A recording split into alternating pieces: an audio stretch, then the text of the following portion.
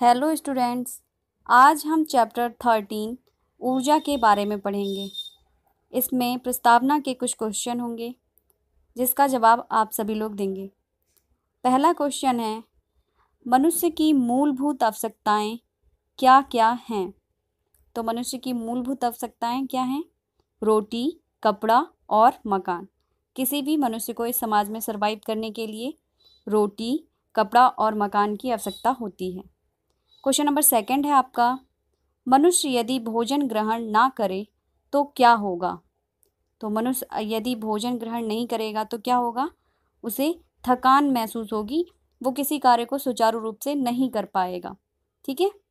Question number 3 है हमारा, भोजन से मनुष्य को क्या प्राप्त होता है? तो भोजन से मनुष्य को क्या प्राप्त होती है? ऊर्जा, जिससे कि हमारा शरीर सुचारू रूप से कार्य कर पाता है और हमारे शरीर को प्रॉपर कार्य करने के लिए ऊर्जा की आवश्यकता होती है, जो कि हमें भोज्य पदार्थों से प्राप्त होती है। आज का हमारा टॉपिक है ऊर्जा। सबसे पहले हेडिंग है हमारी ऊर्जा। ऊर्जा क्या होती है? तो कार्य करने की जो क्षमता है हमारे अंदर, किसी भी कार्य को करने की जो हमारी क्षमता होती है, वही ऊर्जा कहलाती है। जैसे किसी भी वस्तु परिवर्तन में अगर आप उस वस्तु का स्थान परिवर्तन कर रहे हैं या उसकी अवस्था परिवर्तन कर रहे हैं तो आपको ऊर्जा की आवश्यकता होती है। आप ऊर्जा के द्वारा ही उस वस्तु की अवस्था परिवर्तन कर सकते हैं। नेक्स्ट है हमारा कार्य की अवधारणा। तो कार्य की अवधारणा क्या है? क्या कार्य कहलाता है? जैसे कि हम लोग आम बोलचाल में पढ़ना, लिखना, साइकिल चलाना, दीवार को धक्का देना, बोझा आदि ढोने को कार्य मानते हैं, परंतु विज्ञान की भाषा में हमारे द्वारा की गई प्रत्येक गतिविधि को हम कार्य नहीं कहते हैं। जैसे कि किसी व्यक्ति द्वारा बल लगाने पर भी एक बहुत भारी पत्थर अपने स्थान से नहीं हटता है, जबकि कई व्यक्तियों द्वारा मिलकर बल लगाने पर वह पत्थर बल की दिशा में कुछ दूरी तक हट जाता है। विज्ञान के अनुसार पहली स्थिति में व्यक्ति द्वारा कोई कार्य नहीं किया गया, अर्थात उन्होंने उस वस्तु की अवस्था को परिवर्तन नहीं किया, इसलिए वहाँ पर कार्य क्या रहा? शून्य रहा।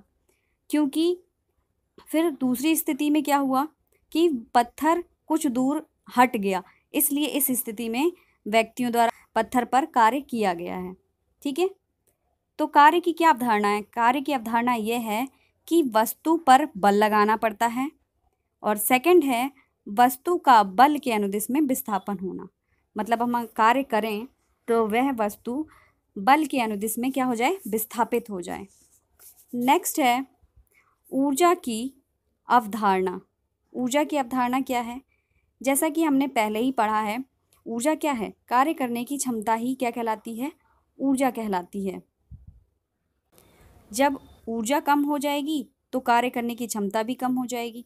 जैसे कि हमारे शरीर को अगर सुचारू रूप से एनर्जी ना मिले, हम भोजन ना करें, तो हमारी ऊर्जा क्या हो जाएगी? कम हो जाएगी। तो हम किसी भी कार्य को क्या जितनी अच्छी स्थिति में पहले कर पा रहे थे उतनी अच्छी स्थिति में दोबारा नहीं कर पाएंगे, क्योंकि हमारी जो कार्य करने की क्षमता है वो ऊर्जा से मिल रही है और ऊर्जा हमें कम मिली है, तो क्या हो जाएगा? कार्य करने की क्षमता क्या हो जाएगी?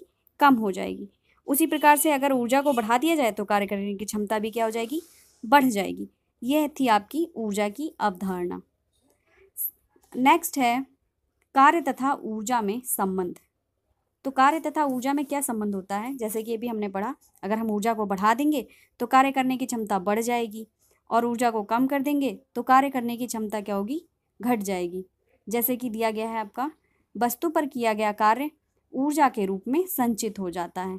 अगर हम जैसे ऊर्जा का क्या करते हैं? ट्रांसफ़र कर रहे हैं अपने आप से किसी और वस्तु में, तो ऊर्जा का क्या होता है? केवल ट्रांसफ़र होता है, वो जिस वस्तु पर कार्य किया जा रहा है उस वस्तु में ऊर्जा के रूप में संचित हो जाती है। नेक्स्ट, ऊर्जा युक्त वस्तु कार्य करने में सक्षम हो जाती है। जैसे कि अगर आपने देखा होगा, गुलेल है, गुलेल को हम पीछे खींचते हैं और पीछे खींच के छोड़ते हैं तो क्या होता है? उसको ऊर्जा मिल जाती है और वो कार्य करने के लिए सक्षम हो जाती है, वो किसी निशाने को बहुत दूर तक भेद पाती है। ठीक है।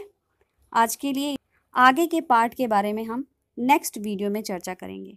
धन्यवाद।